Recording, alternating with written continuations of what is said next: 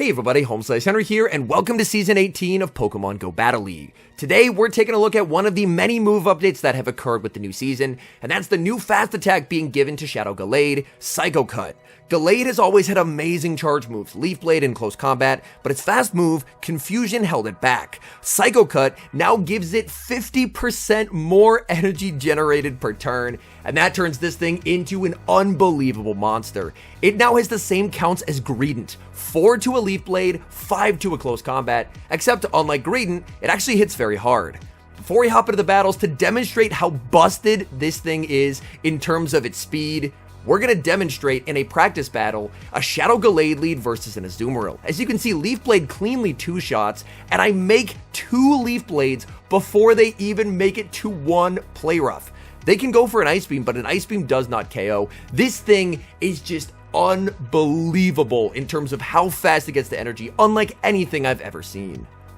Hopping into the first match, leading Dugong into Politoed. Politoed, not a Pokemon that I've seen for a while, but these are rank 1 battles, so sometimes we are going to see some Pokemon and movesets that are a bit unexpected. They're staying in here, they don't build up to an Earthquake, so that's a very comfortable no shield for me. Looks like they're running Ice Beam or Blizzard, and they're staying in because they're probably core broken. I'm going to save switch into the Annihilate, as I do want to check and see if they have any potential anti-fighters in the back. They're going to be firing off the Weather Ball, that's perfectly fine. They're going to send in Skarmory. You may notice, despite the fact that last season I did run a lot of Night Slash Annihilate, on the save switch I do prefer Ice Punch, because the goal of the Annihilate save switch is to bait out a Gligar if they have one, and then I can hit it for double super effective damage. If I had Annihilate on the lead, then I would still be on Night Slash. My opponent goes for a farm down, I'm able to get both shields. I go for the Icy Wind right away, my opponent tries to throw on good charge attack timing there, and that actually does end up costing them as I fire off the Icy Wind, and now they're debuffed. They go for the Sky Attack. I'm actually going to survive another Sky Attack. They have to go for a Brave Bird to knock me out. I'm just going to let this go. They go for the Sky Attack, and now it's time. I bank the move. I send in Gallade. Gallade going for the Psycho Cut down. Can't quite get there, but look how much energy this thing already has. The energy generation on this thing is terrifying.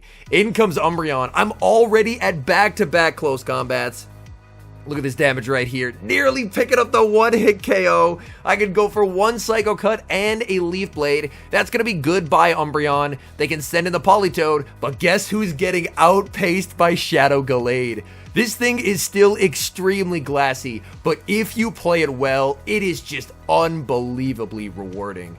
Terrible lead in the next match, Dugong into Vigoroth, I save switch into Annihilate. Opponent responds with a Shadow Dragonair. To me, this is quite surprising, as it shows that they do not have a good response to Annihilate, which if you're leading Vigoroth, you absolutely need one. My goal with this team more often than not is to get both shields from my opponent if I possibly can on the save switch, because in the 1-0s, I believe Shadow Gallade versus the meta goes something like 43-2 if it has a shield and your opponent does not. It's just unbelievable if you get it in that 1-0 shield scenario. They send in a Shadow Beedrill looking for the farm down, but they do not get it. I'm able to make it to the Ice Punch. This is some nice chip damage onto the Shadow Beedrill. I'm going to send in the Dugong. I'm expecting they're going to throw and then switch into the Vigoroth, so I'm actually going to queue a switch, and there it is, the Vigoroth right on cue. Now, Shadow Gallade is quite glassy. You're going to see this Body Slam do a lot of damage. I'm going to let it go because I am able to survive it, and now I just need to farm up to the back-to-back close combats, and this should just be a win, because they only have 1 shield remaining. They can shield the first, but there's more where that came from. The quick energy generation of Shadow Gallade, it's just so rewarding if you can manage your energy well. Like, it's just an unbelievably fun Pokemon, and the opponent is going to resign the match. Moving into the next match, hitting Dugong into Lickitung. Okay, we've got ourselves a challenge. I save switch into Annihilate. Opponent is going to respond with a Poliwrath. This is not a good response to an Annihilate save switch, so this clues me into the fact that they're almost guaranteed to be running Lickitung Double Fighter. And in that case, preserving health on my Annihilate will be very helpful, so I actually shield the Scald, although unfortunately I do get debuffed. That's a bit unfortunate. Scald still is at the 50-50. My opponent sends in their own Annihilate, and I am seeing a win con. I build up to the Shadow Ball, and I'm going to bait. Even at -1, a Shadow Ball is extremely threatening, so I'm able to grab a shield from my opponent, and now I'm just going for shields down. If I can get shields down, I imagine I can clean up this game with Gallade. I'm farming up energy, going for the Shadow Ball, putting pressure on their final shield. And again, if I can get the final shield, I'm feeling really good about Gallade's ability to sweep. They're forced to go for the Shadow Ball here. Shadow Ball is going to pick up the knockout. I can send in the Shadow Gallade and look to farm up. Opponent tries to go for the catch. In comes Lickitung, and look at this damage. Shadow close combat onto the Lickitung. Nearly picks up the one-hit KO. Back in comes Annihilate. Guess who already has a Leaf Blade? I am just grinning ear to ear watching these back. This Pokemon is so fun. As I mentioned, it's very glassy, so it's difficult to use, but it's unbelievably powerful when played well. Leading Dugong into Shadow Alolan Marowak, I'm going to farm up to the Drill Run, and I'm going to bait with the Icy Wind. Let's see if my opponent is brave enough to call it, and they are. So a good bait there, a good bait call by my opponent, and a poor bait by me. They go for the Shadow Bone. Shadow Bone did actually get buffed in the most recent season. There, I waited a turn to make sure they didn't catch the Drill Run, but they end up throwing their move, so I just don't get a sneak, which is a bit unfortunate. I'm now going to fire off the Drill Run. Drill Run is going to pick up the KO. They send in Shadow Credilli, and I'm going to send in Annihilate. Annihilate, farming up and going for the Ice Punch. They're farming up quite a lot of energy here. The Ice Punch will need to be respected. My opponent is throwing on good charge attack timing, and I'm just going to let this go. I'm saving shields for Gallade at this point. They end up baiting with the Rock Slide, and now I'm again more than happy just to let this through. They pick up the KO with the Grass Knot. In comes Shadow Gallade. Oh no, Registeel, I'm so sorry. I'm already at very close to 1.5 close combats before they make it to a move. Look at the damage on this thing. It's just too fun. We get the Psycho Cut down. Goodbye, Credilli. And that's a good game. Moving into the next match, leading Dugong into Swampert. Again, this is day one, so sometimes we will see Pokemon that, let's say, were dominant in old seasons, but not necessarily dominant in the most current one. Like, typically, I would expect to see more Whiscash instead of Swampert, but again, day one battles. My opponent is going to bait with the Hydro Cannon. That means they will be able to make it to an Earthquake before I make it to my next Icy Wind. Opponent goes for the Earthquake. I'm going to save that energy, send in the Annihilate, and the Annihilate gets the counter down. That's massive. Opponent, they're thinking about it. They send in Lantern, so they've got to have, my guess is, some kind of anti-grass in the back, because they are currently just getting completely destroyed if they see any kind of a grass type. The Shadow Ball is going to grab the shield. This was a charge attack priority tied to a Surf, and a Surf is not going to threaten. So I'm going to let that through, farm up, go for the Shadow Ball, and again, it's on a CMP tie. That's so unfortunate for my opponent, as now they just take the damage, and I'm perfectly okay to just Psycho Cut down with the Gallade. In comes the Gallade. Gallade gets the farm down. What do they have in the back? It's a Skarmory, and this game is over. Gallade already at the 2 close combats, and I actually wait a turn there. I wait a turn so that way the Steel Wing registers before my close combat lowers my defense. I don't wait the turn on the second one, just because I know that I'm going to be able to do that amount of damage to a Skarmory, switch back into the Icy Wind, and that's going to be a so long farewell to the Skarmory, and hey, we do get the 2 shield flex as well. Moving into the next match, another day one sighting here, Dugong into Rapidash. Okay, Rapidash, I see you. Rapidash is going to fire off its charge attack as soon as they get there, giving me an Ice Shard for free. That's quite nice.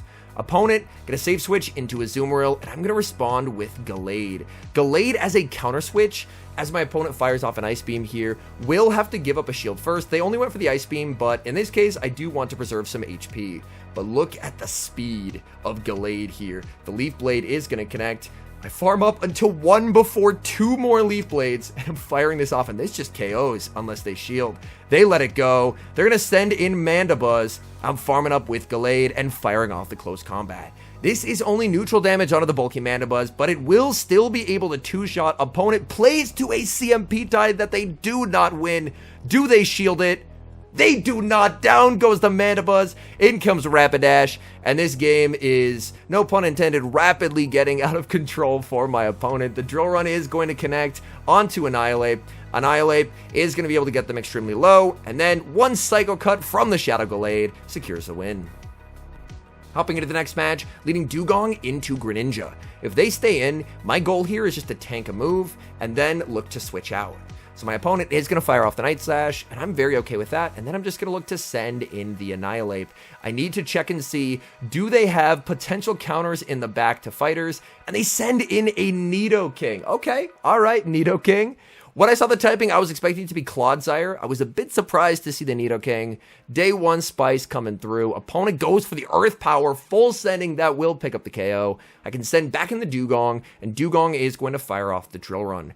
Drill Run is going to be shielded by my opponent. A bit surprised there. They are protecting the Nidoking, and they're going to win Charge Attack priority. I'm going to let that through. I'm just going to save 2 shields for the Shadow Gallade, because we've seen what Shadow Gallade up a shield and up energy can do. It is just a terror to deal with. In comes the Greninja. Well, that's going to be a goodbye to the Greninja, as Leaf Blade is going to pick up the KO. In the back, it's a Dragon Tail Shadow Dragonite. Now, they do resist fighting, but it's not going to look like it. Close Combat picks up the one-hit KO, and we take the win.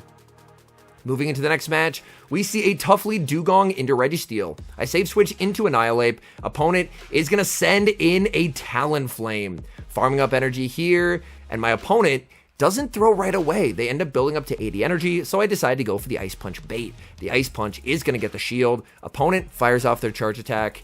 I have a tough call to make, but I do want to try and get my opponent to either give up switch or both of their shields. So I shield once, go for the Shadow Ball. The Shadow Ball will be shielded. My opponent is going to fire off their energy, and I'm just going to let this go and send in the Dugong. Dugong does lose charge attack priority here, and here I think I arguably make a misplay. I could have gone for charge attack priority there, but I was thinking I could farm down afterwards, but that does a lot of damage. They pivot into the Registeel, and now things get a bit uncomfortable. I go for the Drill Run. Drill Run does a lot of damage, but they're going to be able to outpace, and I do want to save the shield for the Shadow Gallade. Shadow Gallade, as we've seen, close combat will absolutely delete Registeel, but then I'm going to be debuffed, and that could potentially be a problem. I'm going to fire off the close combat and just trust in Shadow Gallade. The close combat picks up the KO. In the back, they have Gligar. This might still be doable. My defense is heavily debuffed, so these wing attacks are going to shred through me. The Leaf Blade does a lot, though. Come on, Gallade.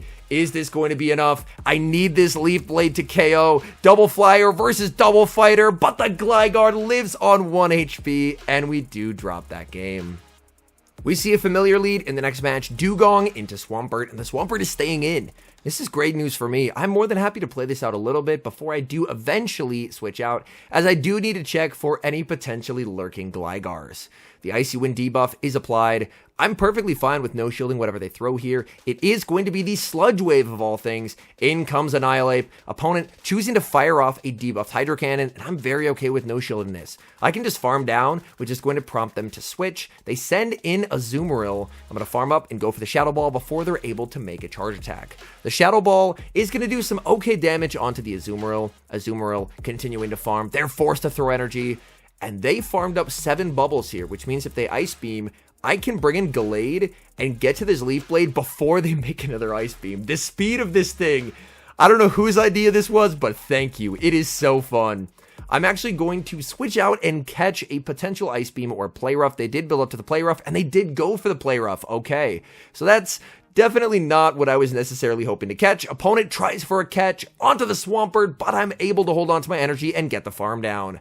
They're probably going to send back in the Azu just to force me to throw energy. Of course, I still don't know what they have in the back yet, but I do have a Shadow Gallade. The Drill Run is going to connect. Oh man, I make it to the Icy Wind on like 1 HP here. The Icy Wind is going to pick up the KO. In the back, it's a regular Venusaur. If it was the Shadow Venusaur, I could just build up to 2 close combats and the close combat would KO. But since it's the regular, I'm going to try and maximize as much Psycho Cut damage as I can. So I'm going to let myself get pretty low here, farming over 100. I'm going to wait a turn to make sure I see the Vine Whip register before the close combat debuffs my defense, and then my opponent knows at this point they have to try and call a bait. They're unsuccessful, and we take the win.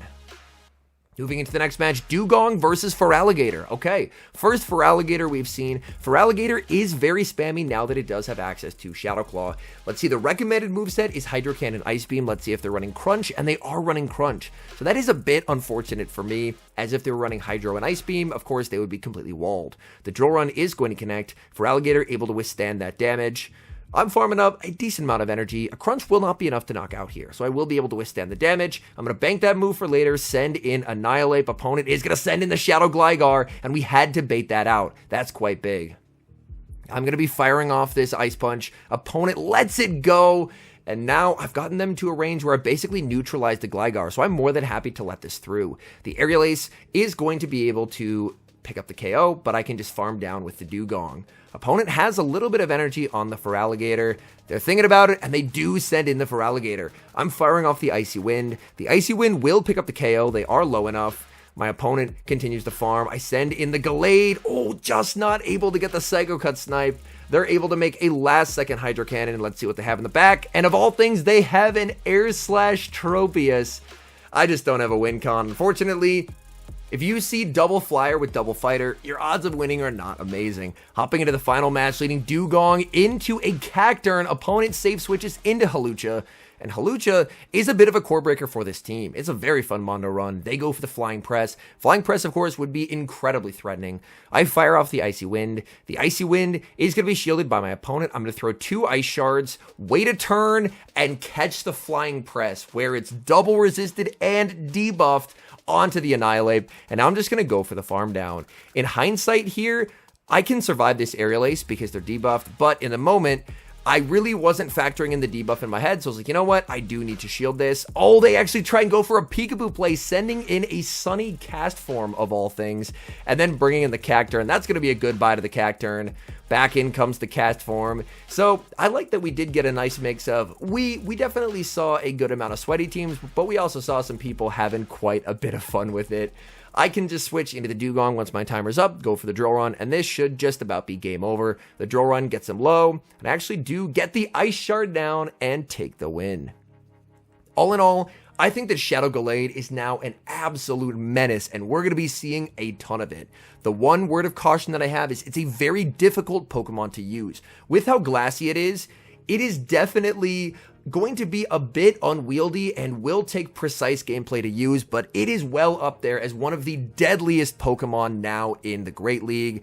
I would say somewhat similar to a Shadow Charizard, where if you put a Shadow Charizard in like a shield disadvantage situation, it's going to struggle, but if you get it up a shield, it is just absolutely absurd, and that's a lot of how I feel about Shadow Gallade. It's now ranked, I think, in the top 25 in the Great League on PvPoke, and I think that rating is deserved. This thing is an insane amount of fun. I would absolutely recommend the Shadow over the regular. You're glassy regardless, so having that extra damage and being able to win the zeros versus Azumarill is incredibly useful.